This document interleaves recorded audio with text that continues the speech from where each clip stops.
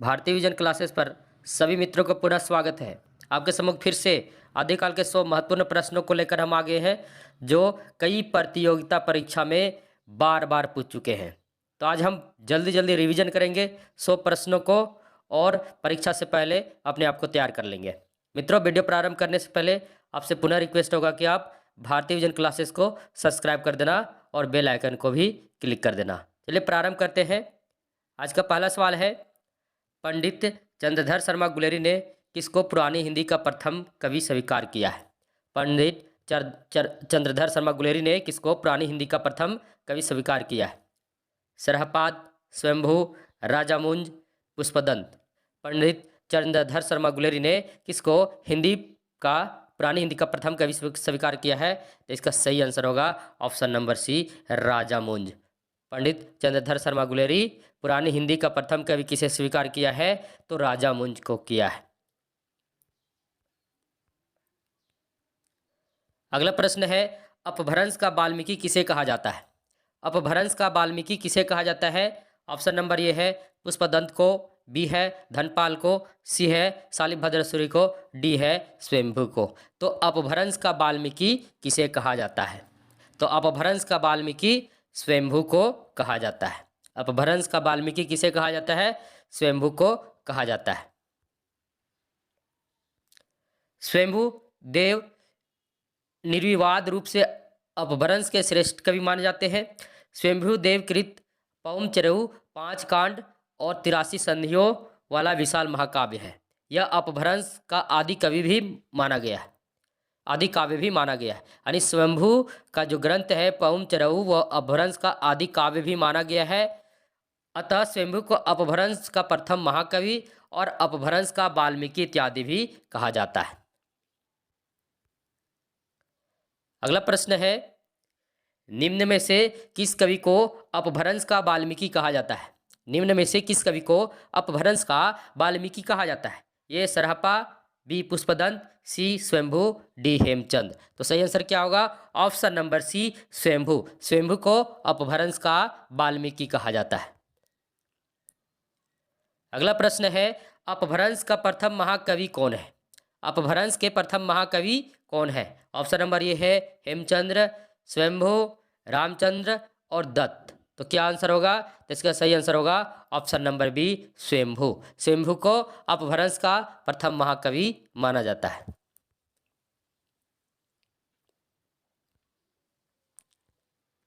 अगला प्रश्न है, स्वयंभू की कृति का नाम है। स्वयंभू की कृति का क्या नाम है? पद्म पुराण, महापुराण, पाहुड़ दोहा या पौम चरऊ। तो स्वयंभू का जो कृति है, जो इनकी प्रसिद्धि का आधार है, वह कौन सी रचना है? वो कृति है पौम चरऊ। क्या है? पौम चरऊ। पौम चरऊ में कितने संधि शंभू ने जोड़े? 83। कितने? 83। ये क्या है? ये राम कथा पर आधारित अपभ्रंश का महाकाव्य भी माना जाता है। अगला प्रश्न है, पौम चरऊ किसकी रचना है? पौम चरऊ किसकी रचना है? तो क्या आंसर होगा? पौम चरऊ स्वयंभू की रचना है। किसकी है? स्वयंभू की रचना है। अगला प्रश्न है, इनमें से किस ग्रंथ में लिखा है कि अग्नि परीक्षा के बाद सीता जैन धर्म में दीक्षित हो जाती है? यानी इनमें से किस ग्रंथ में लिखा है कि अग्नि परीक्षा के बाद सीता जैन धर्म में दीक्षित हो जाती है? महापुराण में, परमात्मा प्रकाश में, भविष्यत कहा में या पौम चरऊ में? तो सीता का संबंध रामायण से है और इसमें से जो रचना है पौम चरऊ रामायण से जुड़ा हुआ रचना है। किनकी रचना है? स्वयंभू की रचना है। तो क्या आंसर होगा? पौम चरऊ में। पौम चरऊ में लिखा है कि अग्नि परीक्षा के बाद सीता जैन धर्म में दीक्षित हो जाती है। यह प्रश्न दिल्ली केंद्रीय विद्यालय पीजीटी परीक्षा 2015 में आ चुका है। अगला प्रश्न है, इनमें से कौन सा ग्रंथ लौकिक चरित काव्य माना जाता है?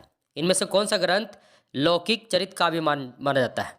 ऑप्शन नंबर ये है भविष्यत कहा, बी है योगसार, सी है परमात्मा प्रकाश और डी है पाहुड़ दोहा। इनमें से कौन सी ग्रंथ लौकिक चरित काव्य माना जाता है? तो कौन सा ग्रंथ माना जाता है? तो भविष्यत कहा माना जाता है। भविष्यत कहा लौकिक चरित काव्य माना जाता है। अगला प्रश्न है, अपभ्रंश का भवभूति किसे माना जाता है? अपभ्रंश का भवभूति किसे माना जाता है? शालिभद्र सूरी, पुष्पदंत, कनकामार या धनपाल? अपभ्रंश का भवभूति किसे कहा जाता है? तो अपभ्रंश का भवभूति पुष्पदंत को कहा जाता है। किसे कहा जाता है? पुष्पदंत को। पुष्पदंत को अपभ्रंश का भवभूति कहा जाता है और स्वयंभू को अपभ्रंश का वाल्मीकि कहा जाता है। दोनों याद रखना, अपभ्रंश का वाल्मीकि स्वयंभू और अपभ्रंश का भवभूति पुष्पदंत। अगला प्रश्न है, निम्नलिखित में से कौन सी रचना पुष्पदंत की नहीं है? निम्नलिखित में से कौन सी रचना पुष्पदंत की नहीं है? ये महापुराण, बी जयकुमार चरेऊ, सी जसहर चरेऊ, डी पउम चरेऊ। तो यहाँ देखिए, यहाँ जो पउम चरेऊ रचना किनकी है? स्वयंभू की रचना है, तो यह रचना इनका नहीं है। तो इसका आंसर क्या होगा? Option number D Pauma Chariu. Pauma Chariu किनकी रचना है? स्वयंभू की रचना है। अगला प्रश्न है, कौन सी रचना स्वयंभू की नहीं है? पउम चरेऊ, रीठोमणि चरेऊ, स्वयंभू छंद या महापुराण? तो क्या होगा? तो यहाँ पर ऑप्शन नंबर डी जो है महापुराण स्वयंभू की रचना नहीं है। महापुराण किनकी रचना है? तो महापुराण पुष्पदंत की रचना है। अगला प्रश्न है, मित्रों थोड़ा जल्दी जल्दी प्रश्न का रिवीजन कर रहे हैं, जल्दी जल्दी रिवीजन कीजिए, कम समय में ज़्यादा पढ़ने का कोशिश कीजिए। रिवीजन क्लास है, आप एक एक प्रश्न को देखते जाइए। अगला प्रश्न है, महापुराण के रचनाकार कौन है? महापुराण के रचनाकार कौन है? तो महापुराण के रचनाकार पुष्यदंत हैं। कौन है? पुष्यदंत हैं। कहीं पुष्पदंत कहीं पुष्यदंत मिलेगा, तो महापुराण के रचनाकार कौन है? पुष्यदंत हैं। अपभ्रंश के दूसरे कवि पुष्यदंत हैं। इनकी 3 रचनाएं मिलती हैं, महापुराण, जयकुमार चरेऊ और जसहर चरेऊ। महापुराण में अनेक घटनाएं और चरित्र हैं। इसमें कवि ने 63 महापुरुषों की जीवन घटनाओं का वर्णन का विषय बनाया है। प्रसंगवश इसमें राम कथा का भी स्थान मिला है। महापुराण में राम कथा का भी स्थान मिला है। यहाँ से महत्वपूर्ण है, महापुराण में कितने महापुरुषों का जीवन की घटना? 63, याद रखना, कितने? 63। महापुराण किनकी रचना है? तो पुष्यदंत की रचना है। अगला प्रश्न है, खड़ी बोली में सबसे पहले काव्य सृजन करने वाले कवि हैं? अमीर खुसरो, सूरदास, तुलसीदास, इनमें से कोई नहीं।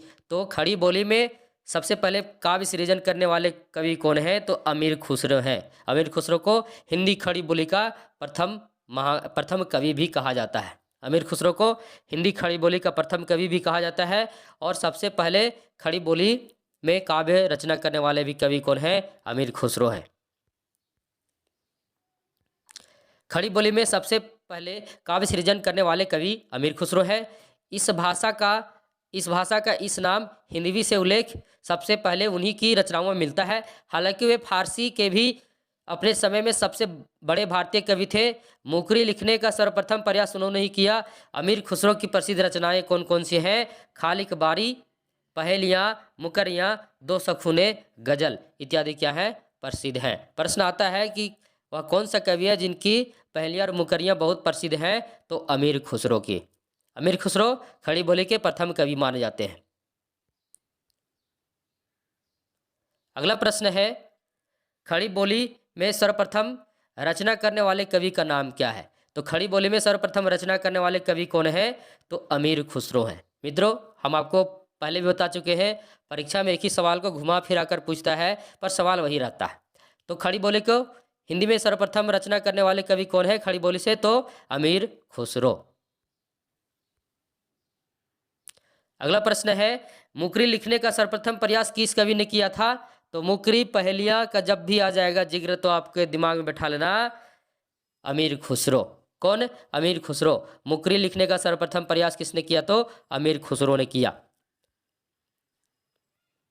अगला प्रश्न है, अमीर खुसरो की पहेलियों तथा मुकरियों का उद्देश्य है पृथ्वीराज चौहान की वीरता का वर्णन, अलाउद्दीन और हमीर के युद्धों का वर्णन, मनोरंजन के माध्यम से लोक व्यवहार की शिक्षा, या कोई उद्देश्य नहीं। तो याद रखना, अमीर खुसरो मनोरंजन के लिए मुकरियाँ और पहेलियाँ लिखते थे।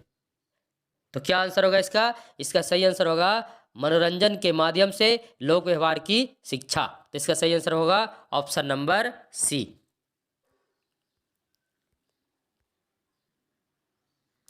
अगला प्रश्न है, आदिकाल में पहेलियों एवं मुकरियों की रचना करने वाले कवि कौन थे? आदिकाल में पहेलियों एवं मुकरियों की रचना करने वाले कवि कौन थे? अमीर खुसरो, हेमचंद्र, स्वयंभू, विद्यापति। हम आपको बता चुके हैं पहेलियां और मुकरियां जहां आ गया तो आपका आंसर क्या होगा? अमीर खुसरो। अमीर खुसरो आदिकाल में पहेलियों और मुकरियों की रचना करते थे। अगला प्रश्न है, निम्न में से कौन शिलांकित कृति है? निम्न में से कौन शिलांकित कृति है? ए पाहुड़ दोहा, बी राउल बेल, सी प्राकृत पेलगम, डी वर्ण रत्नाकर। तो शिलांकित कृति का नाम आ गया तो शिलांकित कृति है राउल बेल। कौन सी है? राउल बेल है। राउल बेल क्या है? तो शिलांकित कृति है। शिलांकित कृति राउल बेल है। यह गद्य पद्य मिश्रित चंपू काव्य की प्राचीनतम हिंदी कृति है। इसकी रचना राउल नायिका के नख सीख वर्णन के प्रसंग में हुई है। आरंभ में कवि ने राउल के सौंदर्य का वर्णन पद्य में किया और फिर गद्य का भी प्रयोग किया। तो प्रश्न यहाँ ये भी आता है कि राउल बेल किस प्रकार का काव्य है? तो याद रखना चंपू काव्य है। कौन सा है? चंपू काव्य है। और शिलांकित कृति भी है राउल बेल। इसके रचनाकार कौन है? तो राउल बेल के रचनाकार जो है वे रोड़ा नामक कवि हैं। कौन है? रोड़ा नामक कवि हैं। अगला प्रश्न है, मुकरी लिखने का सर्वप्रथम प्रयास किस कवि ने किया था? मुकरी लिखने का सर्वप्रथम प्रयास किस कवि ने किया था? तो मुकरी लिखने का सर्वप्रथम प्रयास अमीर खुसरो ने किया था। अगला प्रश्न है, राउल बेल किस तरह की रचना है? राउल बेल किस तरह की रचना है? गद्य पद्य मिश्रित चंपू, शुद्ध काव्य, नाटक या प्रेमाख्यानात्मक प्रबंध काव्य। तो क्या आंसर होगा? राउल बेल के बारे में भी बताए। राउल बेल किस प्रकार की काव्य है? चंपू काव्य है। चंपू काव्य किसे कहते हैं? जिसमें गद्य और पद्य दोनों मिश्रित रहते हैं।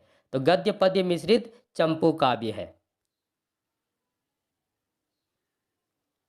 अगला प्रश्न है, निम्नलिखित में से कौन सा व्याकरण ग्रंथ के रूप में प्रतिष्ठित है? निम्नलिखित में से कौन सा व्याकरण ग्रंथ के रूप में प्रतिष्ठित है? ये राउल बेल, बी उक्ति व्यक्ति प्रकरण, सी वर्ण रत्नाकर, डी कुवलमाला। तो क्या आंसर होगा? इसका सही आंसर होगा ऑप्शन नंबर बी उक्ति व्यक्ति प्रकरण। ये क्या है? एक व्याकरण ग्रंथ है। अगला प्रश्न है, उक्ति व्यक्ति प्रकरण यह ग्रंथ है महाकाव्य है, गद्य काव्य है, छंद है या व्याकरण है? उक्ति व्यक्ति प्रकरण ग्रंथ है, क्या है? महाकाव्य, गद्य काव्य, छंद या व्याकरण? तो उक्ति व्यक्ति प्रकरण क्या है? व्याकरण है। तो सही आंसर क्या होगा? ऑप्शन नंबर डी व्याकरण। उक्ति व्यक्ति प्रकरण क्या है? व्याकरण है।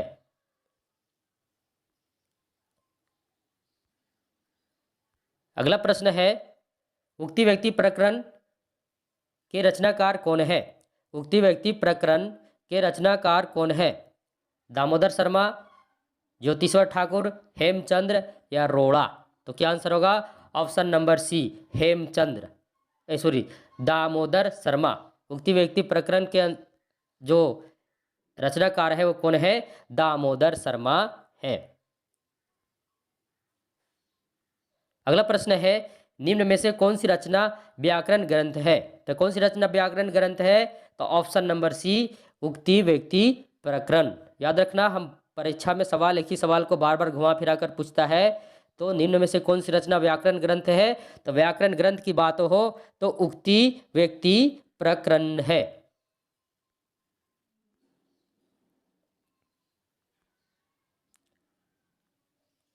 अगला प्रश्न है, निम्न में से कौन 84 सिद्धों में नहीं है? निम्न में से कौन 84 सिद्धों में नहीं है? विरूपा, कन्हप्पा, सारंधर, कुकुरिप्पा। तो आपको बता दिए थे कि जो सिद्ध लोग थे, सिद्ध लोग अपने नाम के अंत में क्या जोड़ते थे? पा शब्द जोड़ते थे। तो विरूपा में पा है, कन्हप्पा में पा है, कुकुरिप्पा में पा है, लेकिन सारंधर में पा नहीं है। तो सही आंसर क्या होगा? ऑप्शन नंबर सी, सारंधर। सारंधर क्या है? तो सारंगधर 84 सिद्धों में नहीं है। अगला प्रश्न है, सिद्धों की संख्या कितनी मानी जाती है? सिद्धों की संख्या कितनी मानी जाती है? 84, 65, 72, 66। तो सिद्धों की संख्या कितनी मानी जाती है? तो सिद्धों की संख्या 84 मानी जाती है। सिद्धों की संख्या 84 किसने बताया? तो सिद्धों की संख्या 84 बताने वाले कौन है? तो राहुल सांकृत्यायन है। सिद्धों और अनाथों से किनका संबंध था? राहुल सांकृत्यायन का था। राहुल सांकृत्यायन ने सिद्धों की संख्या कितनी बताई? 84। सिद्ध अपने नाम के अंत में क्या जोड़ते थे? तो पा शब्द जोड़ते थे।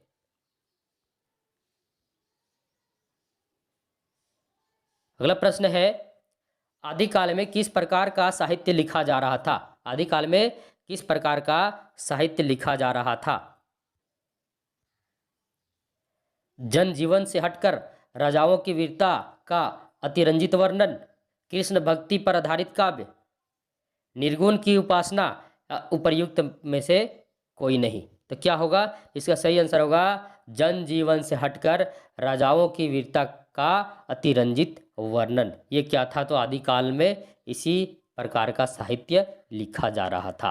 कृष्ण भक्ति पर आधारित काव्य कहाँ था? तो भक्ति काल में था। निर्गुण की उपासना भी भक्ति काल में था। जबकि जन जीवन से हटकर राजाओं की वीरता का अतिरंजित वर्णन जो था वो आदिकालीन साहित्य में रचना हुआ था। तो इसका सही आंसर क्या होगा? ऑप्शन नंबर ये।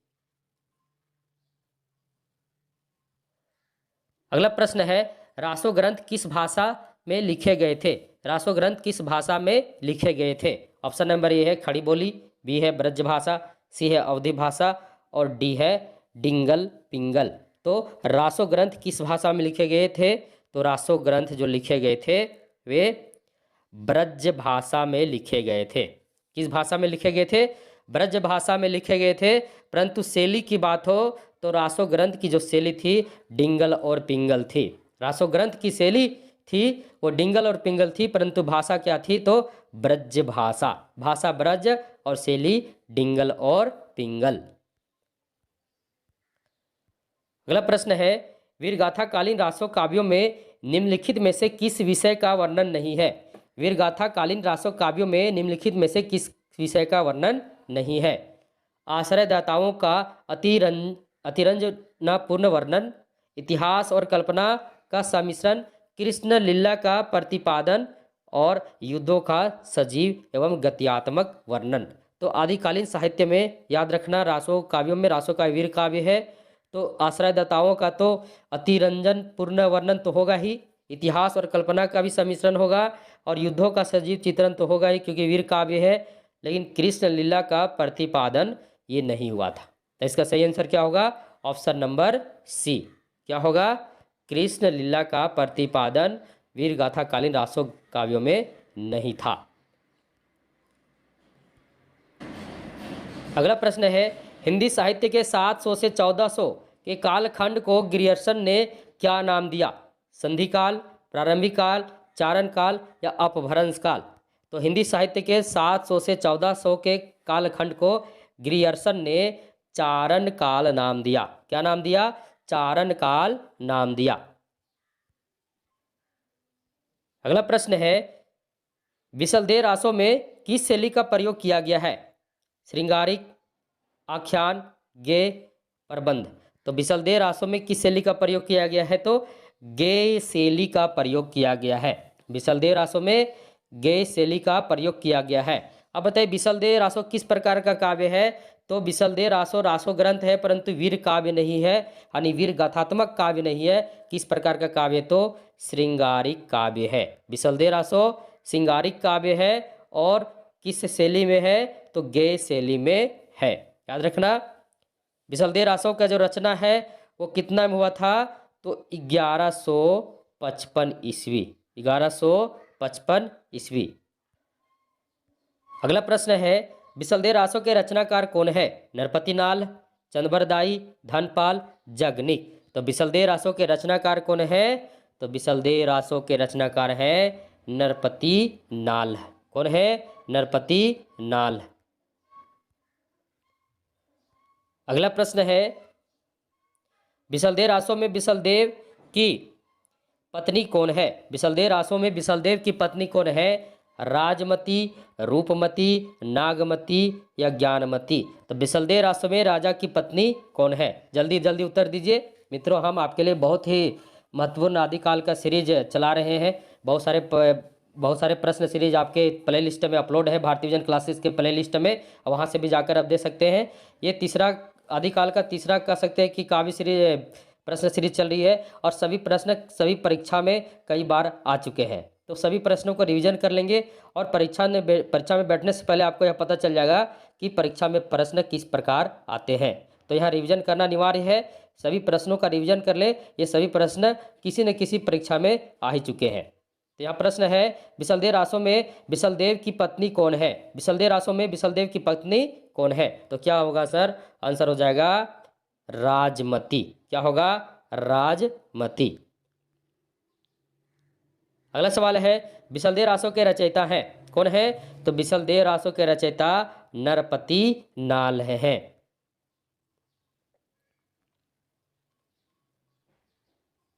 अगला प्रश्न है, निम्नलिखित रासो ग्रंथों में कौन सा काव्य एक प्रेम एवं श्रृंगारिक काव्य है? तो प्रेम एवं श्रृंगार काव्य कौन सा है? तो अभी हम आपको बताए थे कि जितने भी रासो ग्रंथ थे सभी क्या थे? सभी रासो ग्रंथ जो थे वे वीरगाथात्मक काव्य थे, परंतु उसमें से एक ऐसा रासो ग्रंथ था बिसलदेव रासो जो वीर ग्रंथ ना होकर प्रेम एवं श्रृंगारिक काव्य ग्रंथ है। तो क्या आंसर होगा? बिसलदेव रासो। बिसलदेव रासो जो है रासो ग्रंथों में वीर ग्रंथ ना होकर एक श्रृंगारिक ग्रंथ है, प्रेम काव्य है।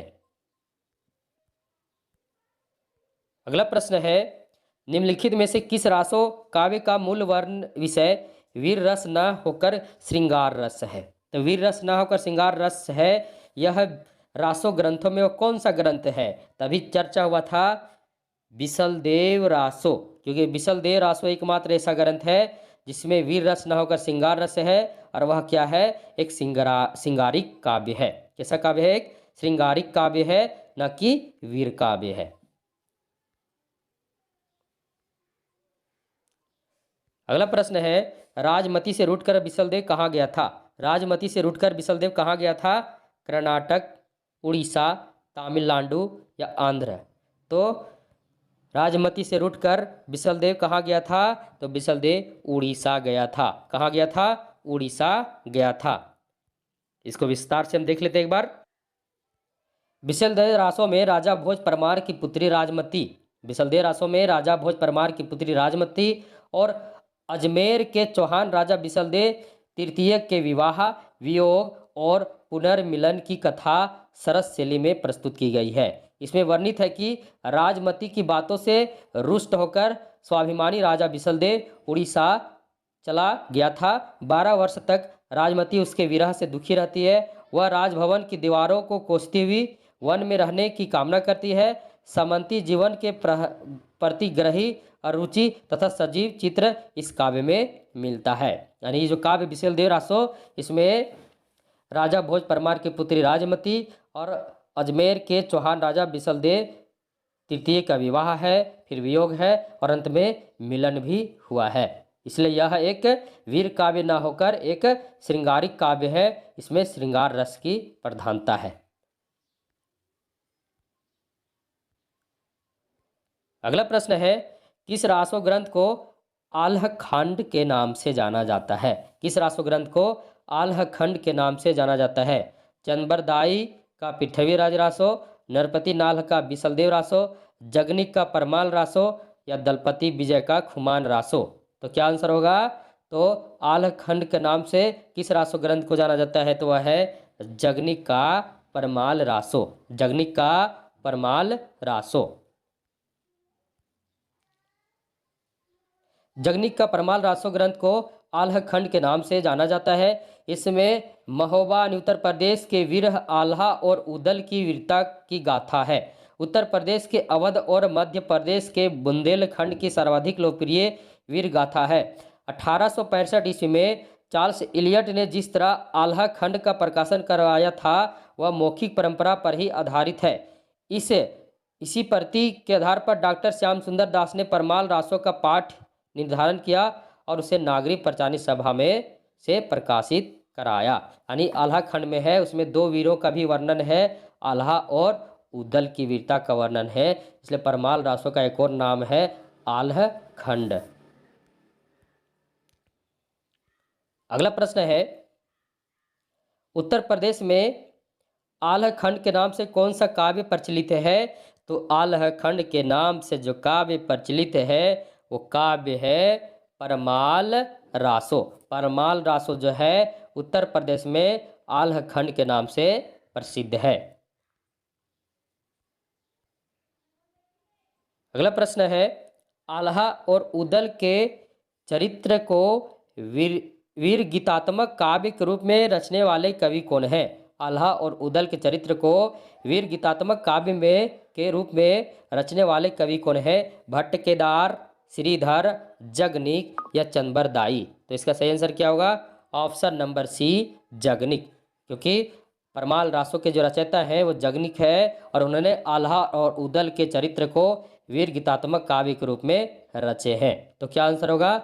जगनिक। आल्हा और उदल जिसकी वीरता का वर्णन है इस काव्य में परमाल रासो में, वो परमाल रासो के रचयिता कौन है? जगनिक है। कौन है? जगनिक है। परमाल रासो का एक और नाम क्या है? तो परमाल रासो का एक और नाम क्या है? आल्हा खंड भी है। अगला प्रश्न है, आल्हा खंड का दूसरा नाम है। आल्हा खंड का दूसरा नाम है परमाल रासो, बिसलदेव रासो, खुमान रासो या हमीर रासो? आल्हा खंड का दूसरा नाम है, तो क्या नाम है? तो आल्हा खंड का दूसरा नाम जो है वो है परमाल रासो। अगला प्रश्न है, आल्हा और उदल नामक दो वीर सरदारों के वीरतापूर्ण लड़ाइयों का वर्णन मिलता है, तो किसमें मिलता है? परमाल रासो में, पृथ्वीराज रासो में, खुमान रासो में या हमीर रासो में? तो आल्हा और उदल नामक दो वीर सरदारों की वीरता पूर्ण लड़ाइयों का वर्णन मिलता है, तो किसमें मिलता है? तो परमाल रासो में मिलता है। अगला प्रश्न है, कवि जगनिक की रचना का नाम है। कवि जगनिक की रचना का नाम है खुमान रासो, मृगावती, आल्हा खंड या पद्मावती? तो कवि जगनिक की रचना का क्या नाम है? तो कवि जगनिक की रचना जो है वो आल्हा खंड है। आल्हा खंड को क्या कहते हैं? तो परमाल रासो भी कहते हैं। तो जगनिक की रचना का नाम क्या है? आल्हा खंड है। अगला प्रश्न है, आल्हा और उदल किस राजा के सामंत थे? आल्हा और उदल किस राजा के सामंत थे? परमाल, जगनिक, कीर्तिदत्त या औरंगजेब? तो क्या आंसर होगा? ऑप्शन नंबर ए राजा परमाल के क्या थे? सामंत थे। अगला प्रश्न है, परमाल रासो काव्य कृति के कवि का नाम है। परमाल रासो काव्य कृति के कवि का नाम है नलह सिंह, जगनिक, हेमचंद्र, सारंधर? तो क्या आंसर होगा? तो इसका आंसर होगा option number B Jagnik. Jagnik जो है परमाल रासो काव्य कृति के रचनाकार हैं। परमाल रासो का एक और नाम क्या है? तो आल्हा खंड है। अगला प्रश्न है, 12 बरिस ले कुकर जिए और 13 ले जिए सियार, बरिस 18 छत्री जिए आगे जीवन को धिक्कार? किस विधा की रचना है? 12 बरिस ले कुकर जिए और 13 ले जिए सियार, बरिस 18 छत्री जिए आगे जीवन को धिक्कार? ये किस विधा की रचना है? क्या है? सोहर है, कजली है, बिरहा है या आल्हा है? तो क्या होगा? तो यह क्या है? यह आल्हा है। क्या है? आल्हा है। उपर्युक्त पंक्ति जगनिक रचित परमाल रासो से ली गई है। जो 12 बरस ले कुकर जिए और 13 ले जिए सियार, ये जो पंक्ति है कहाँ से ली गई है? तो जगनिक रचित परमाल रासो से ली गई है। इसमें आल्हा और उदल नामक दो वीर सरदारों की वीरतापूर्ण लड़ाइयों का वर्णन है। इसमें वीर भावना का जितना प्रौढ़ रूप मिलता है उतना अन्यंत्र दुर्लभ है। युद्ध के अत्यंत प्रभावशाली वर्णनों की इस काव्य में भरमार है। इसकी रचना लोकगाथा के रूप में न होकर शुद्ध काव्य के रूप में हुई है। यह आल्हा विधा है। क्या है? आल्हा विधा है।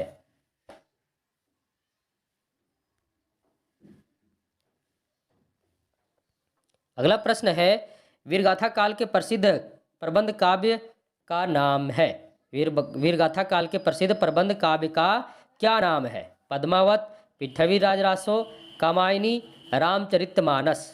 तो वीरगाथा काल के प्रसिद्ध प्रबंध काव्य का क्या नाम है? तो क्या नाम है? प्रबंध काव्य का क्या नाम है? तो प्रसिद्ध प्रबंध काव्य जो है वे पृथ्वीराज रासो है। कौन है? पृथ्वीराज रासो है।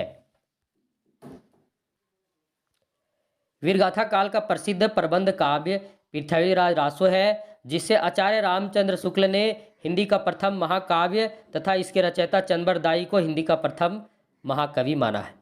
पृथ्वीराज रासो के 4 संस्करण प्रसिद्ध हैं। सबसे बड़े संस्करण का प्रकाशन नागरिक प्रचारणी सभा काशी से हुआ है। इसकी हस्तलिखित प्रतियां उदयपुर के संग्रहालय में सुरक्षित है। सभा ने 1585 ईस्वी में लिखित प्रति के आधार पर रासो का संपादन कराया था। इस संस्करण में 69 समय यानी खंड तथा 16,306 छंद हैं। याद रखना, यहाँ से जो प्रश्न बनते हैं पृथ्वीराज रासो से, तो सबसे पहला प्रश्न ये बनता है कि पृथ्वीराज रासो में कितने समय हैं, कितने खंड हैं या कितने सर्ग हैं। तो याद रखना, पृथ्वीराज रासो में 69 छंद हैं। कितने हैं? 69 छंद हैं। पृथ्वीराज रासो को हिंदी का प्रथम महाकाव्य किसने कहा है?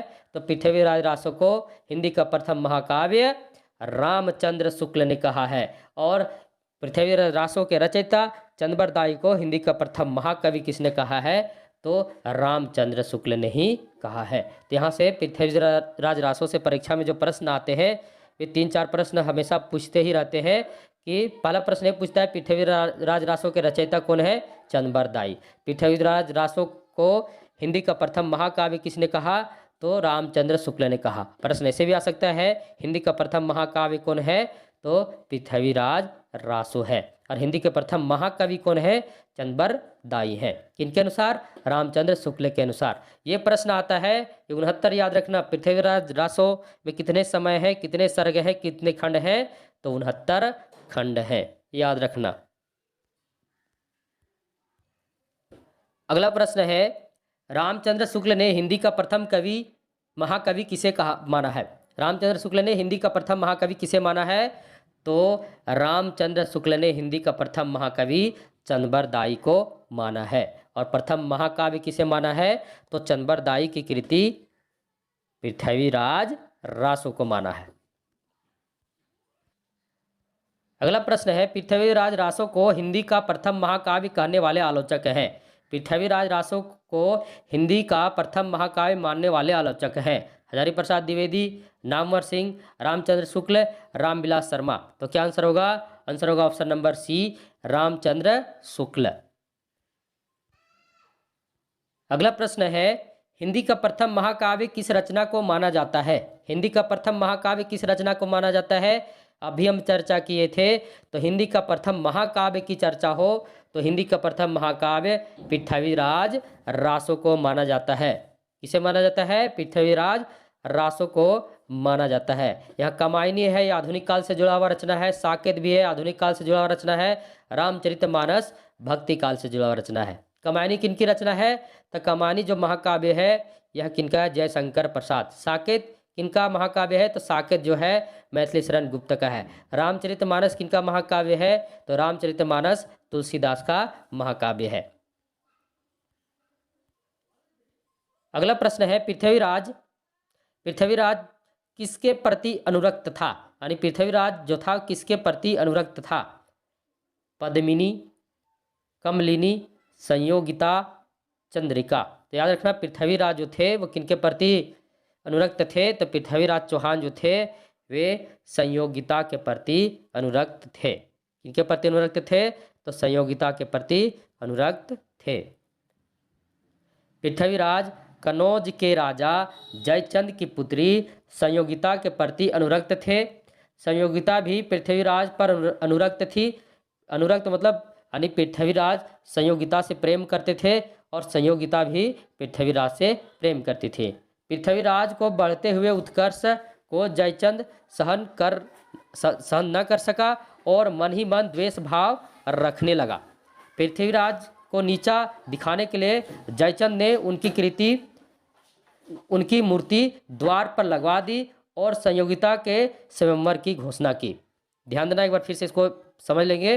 पृथ्वीराज जो थे वे जयचंद की पुत्री संयोगिता के प्रति अनुरक्त थे और संयोगिता भी पृथ्वीराज के प्रति अनुरक्त थी। पृथ्वीराज के बढ़ते उसका उत्कर्ष को जयचंद सहन न कर सके और मन ही मन उनसे द्वेष भाव रखने लगे और पृथ्वीराज को नीचा दिखाने के लिए जयचंद ने उनकी मूर्ति द्वार पर लगवा दी और संयोगिता के स्वयंवर की घोषणा की। संयोगिता ने मूर्ति स्वरूप पृथ्वीराज को गले में वरमाला डाल दी। उसी समय पृथ्वीराज आए और संयोगिता को घोड़े पर बिठाकर दिल्ली ले गए। अगला प्रश्न है, पृथ्वीराज रासो में पृथ्वीराज के पिता कौन है? पृथ्वीराज रासो में पृथ्वीराज के पिता कौन है? तो पृथ्वीराज रासो में पृथ्वीराज के पिता जो है सोमेश्वर है। कौन है? सोमेश्वर है। अगला प्रश्न है, पृथ्वीराज रासो किस कवि की रचना है? देखिए, प्रश्न एक ही प्रश्न को कई बार घुमा फिरा कर पूछता है। तो पृथ्वीराज रासो के रचनाकार कौन है? तो चंदबरदाई है। अब यहाँ है सूची 1 का मिलान सूची 2 से कीजिए और दिए गए कूट से सही उत्तर का चयन कीजिए। यहाँ सूची 1 है, सूची 2 दिया हुआ है और नीचे कूट भी दिए हुए हैं। नीचे कूट है, उसमें से सही उत्तर का चयन करना है। तो सबसे पहले मिला लेते हैं।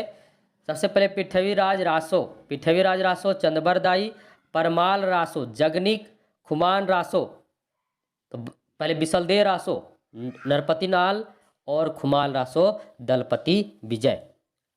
देखिए, जब भी मिलान वाला आता है तो मिलान वाला सबसे पहले मिलाने के लिए आपको बताते हैं। आपको सबसे पहले उसको मिला लेना है जो आप बहुत अच्छी तरीके से जान रहे हैं। तो बिसलदेव रासो नरपति नाल, पृथ्वीराज रासो चंदबरदाई, परमाल रासो जगनिक और खुमान रासो दलपति विजय। तो क्या होगा? पहला का ये का, दूसरा बी का, चौथा सी का पहला और डी का तीसरा। तो मिला लेंगे, कौन है? ये का दूसरा, बी का चौथा, ये का दूसरा, बी का चौथा। अब यहां देखते हैं कौन सा है। ये का दूसरा, बी का चौथा। तो देखिए ऑप्शन नंबर बी इसका सही आंसर है। ये का दूसरा, बी का चौथा, सी का पहला, डी का तीसरा। तो सही आंसर क्या है? Option number B. यहां देख लीजिए, बिसलदेव रासो नरपति नाल, पृथ्वीराज रासो चंदबरदाई, परमाल रासो जगनिक, खुमान रासो दलपति विजय। अगला प्रश्न है, खुमान रासो का रचयिता कौन है? खुमान रासो का रचयिता कौन है?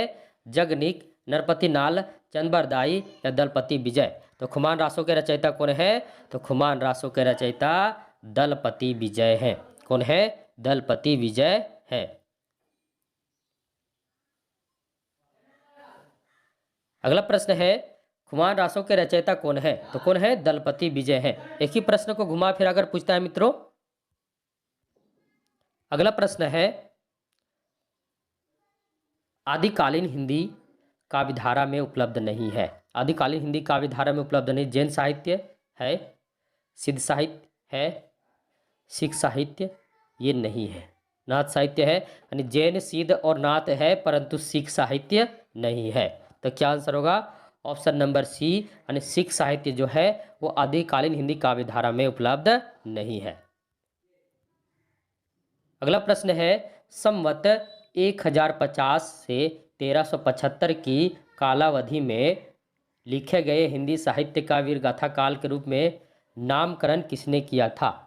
यानी इसका कहने का मतलब ये है, संवत 1050 से 1375 की कालावधि में लिखे गए हिंदी साहित्य को वीरगाथा काल किसने कहा था? यानी हिंदी साहित्य के प्रारंभिक काल को वीरगाथा काल किसने कहा था?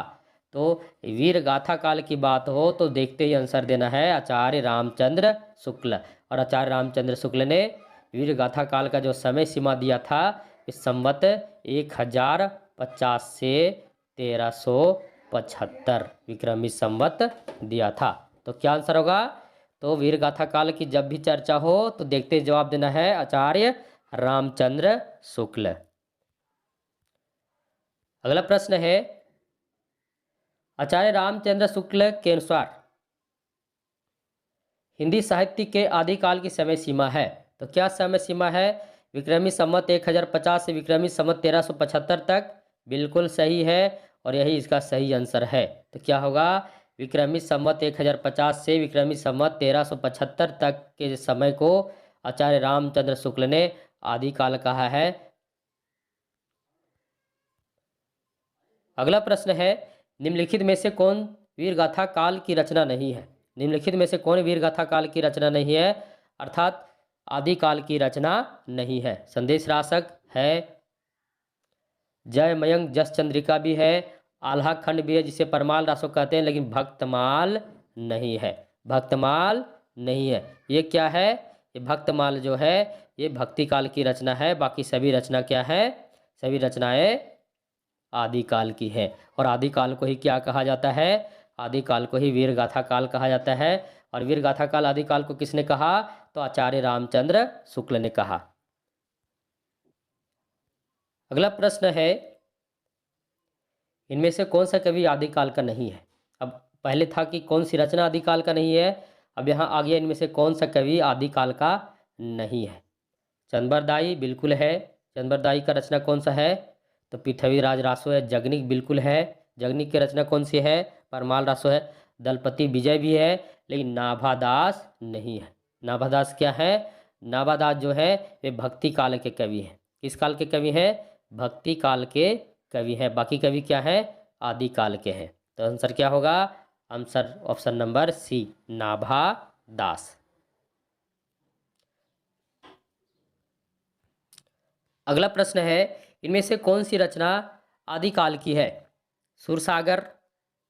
सुरसागर आदिकाल की रचना नहीं, ये भक्ति काल की, ये तो नहीं होगा।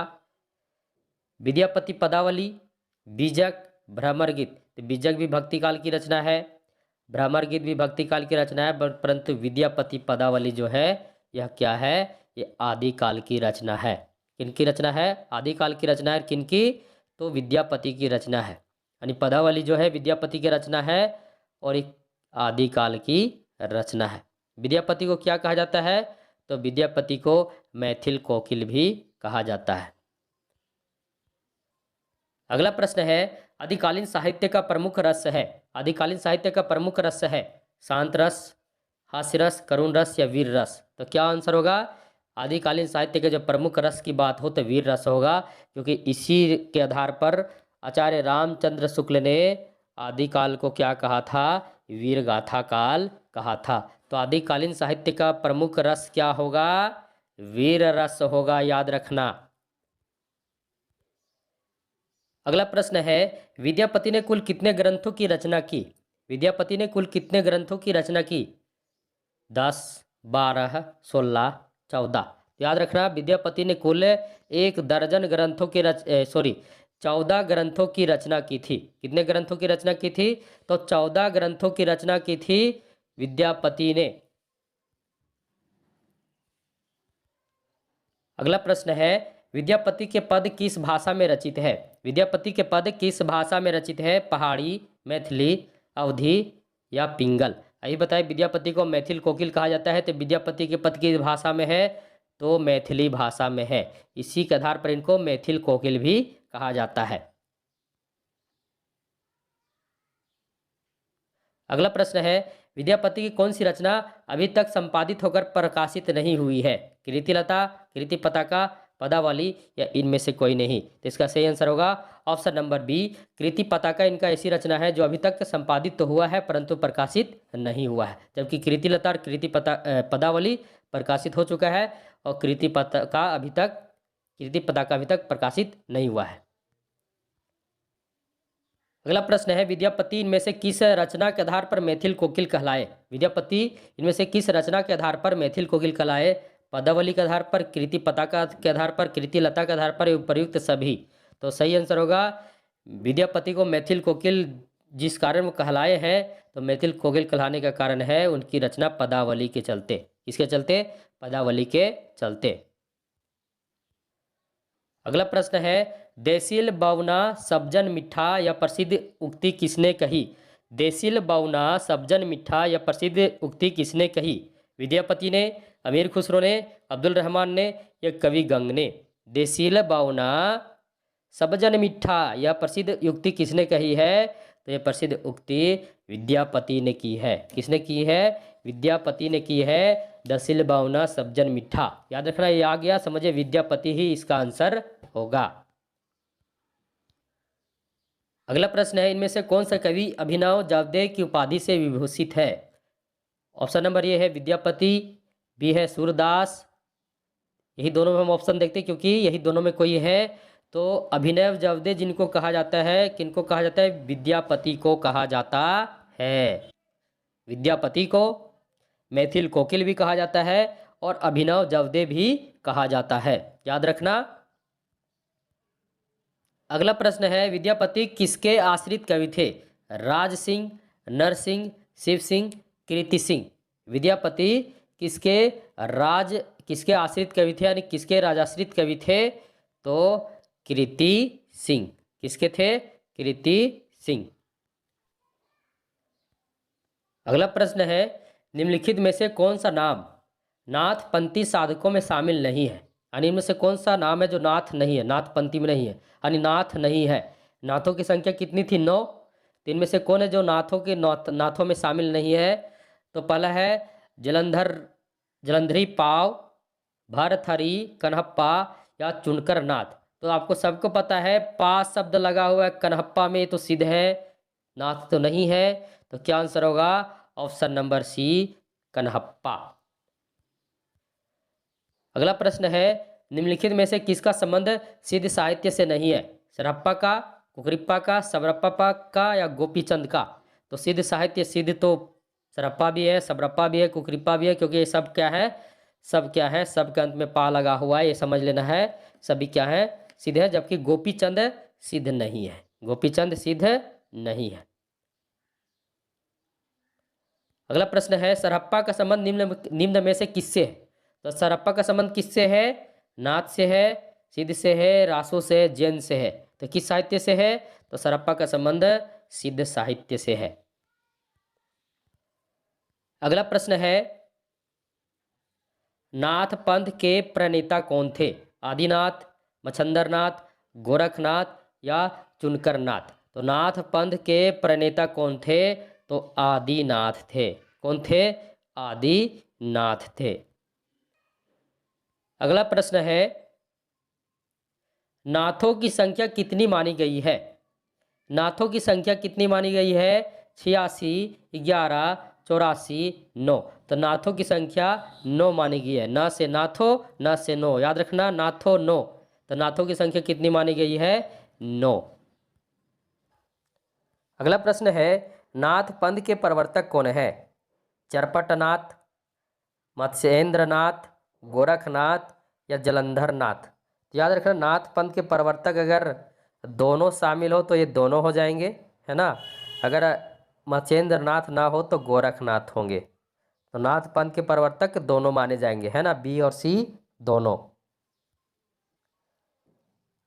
अगला प्रश्न है, नाथ संप्रदाय के प्रवर्तक इनमें से कौन है? नाथ संप्रदाय के प्रवर्तक इनमें से कौन है? गोरखनाथ, महानाथ, चरपटनाथ, नेमिनाथ? यहाँ देखिए, यहाँ पर आपका मत्स्येंद्रनाथ नहीं आए हैं, तो सिर्फ गोरखनाथ हैं। तो सही आंसर क्या होगा? Option number A. अधिकतर गोरखनाथ को ही नाथ पद का प्रवर्तक माना जाता है, नाथ संप्रदाय का प्रवर्तक माना जाता है। अगला प्रश्न है, गोरखनाथ के गुरु का नाम बतावें। गोरखनाथ के गुरु का नाम बतावें। मत्स्येंद्रनाथ, गोपीनाथ, चुरंगीनाथ या चुनकर नाथ? तो क्या होगा? तो गोरखनाथ के गुरु जो थे वे कौन थे? तो मत्स्येंद्रनाथ थे। अगला प्रश्न है, नाथ संप्रदाय में हठ योग का क्या अर्थ है? नाथ संप्रदाय में हठ योग का क्या अर्थ है? ये कठिन साधना, बी अडिग योग साधना, सी हठ पूर्वक योग या डी ह का अर्थ है सूर्य और ठ का अर्थ है चंद्र, यानी दोनों का योग। तो सही आंसर है ऑप्शन नंबर डी।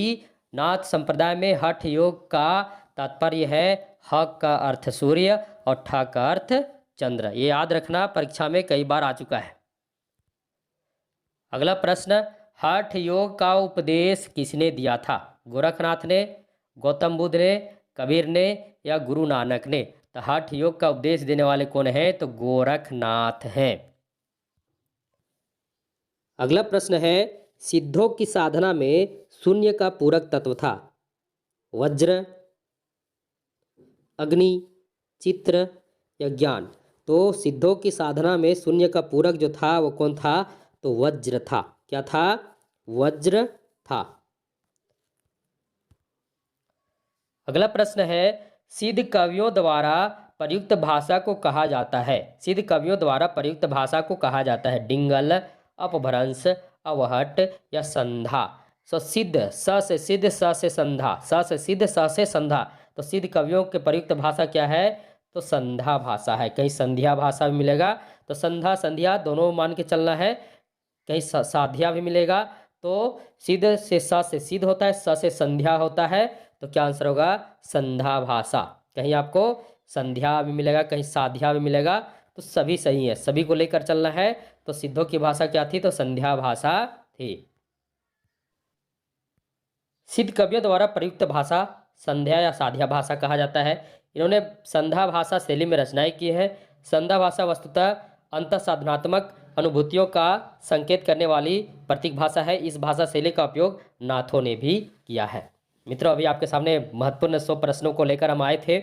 आपको उम्मीद है कि आपको बहुत ही अच्छा लगा होगा और रिवीजन करते रहिए। जितना रिवीजन कीजिएगा, यानी प्रीवियस ईयर में आए हुए जितने भी प्रश्न हैं, सभी प्रश्नों का जितना रिवीजन कीजिएगा उतना आपको समझ में आएगा कि परीक्षा में प्रश्न किस प्रकार आते हैं। मित्रों, आपको वीडियो अच्छा लगा होगा, वीडियो को जितना हो सके शेयर कर देना, जितना हो सके शेयर कर देना, लाइक भी कर देना और भारतीय विजन क्लासेस को जरूर से जरूर सब्सक्राइब कर देना और बेल आइकन को भी क्लिक कर देना, ताकि मैं जब एक से बढ़कर एक वीडियो लेकर आऊँ तो आपके सामने पहुँच जाए।